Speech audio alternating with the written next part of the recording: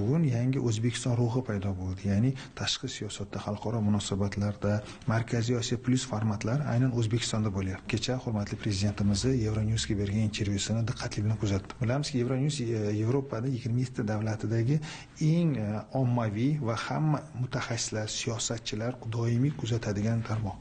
Va Euronewsdagi intervyularni agar ko'radigan bo'lsak, jurnalist har bir savoli Yevropa ittifoqining rahbariyatini, Yevropa ittifoqidagi siyosatchilarni o'ylantirayotgan savollarga javob olish uchun edi. Bilamizki, butun dunyo bugun Afg'onistondagi vaziyatni kuzatyapti tahlikali bilan.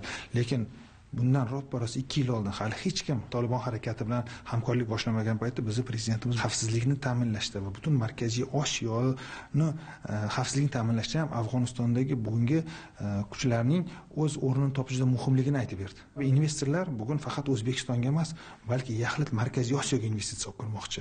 Agar Markaziy Osiyoda tinchlik, xavf-xatar bo'lsa, investorlar yana ko'proq olib kiradi. Va hurmatli prezident Afg'onistonga qaysi sohada ko'proq bugun yordam berish kerak degan ta'lim dedi. Chunki ertaga 10, 15, 20 yildan keyin Afg'onistonda shu tinchlik saqlanib qolishi uchun bugun ta'limda islohot bo'lsa, u yerda kadrlar o'zgarsa va dunyo qarashi o'zgaradi. Yana bir muhim narsa, ularni qiynayotgan narsa iqlim o'zgarishi. Bugun investorlarga ham juda qiziq O'zbekiston yashil energetika sohasidagi islohotlar.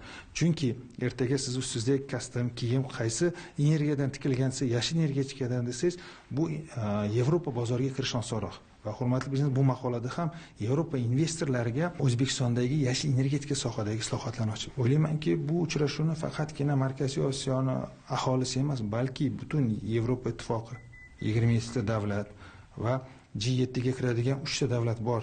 Juda katta mintaqa bugun kuzatyapti. Va ular bir narsaga hayron qolyaptiki, 31-mart kuni Xo'jandda bo'lgan voqealari aynan bundan oldin juda katta siyosiy bir voqea bo'ldi.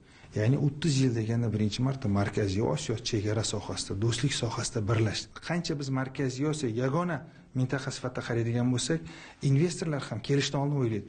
O'zbekistonga 1 milliard qolgan, demak bular qo'ni qo'shnilar yaxshi ekan, demak katta bozor bor ekan, 60 millionli aholi deb 1 milliard emas, 3 milliard olib kirishga ham tayyor bo'ladi. O'ylaymanki, bunday sammitlar Markaziy Osiyoga iqtisodiy, ijtimoiy foyda keltiradi.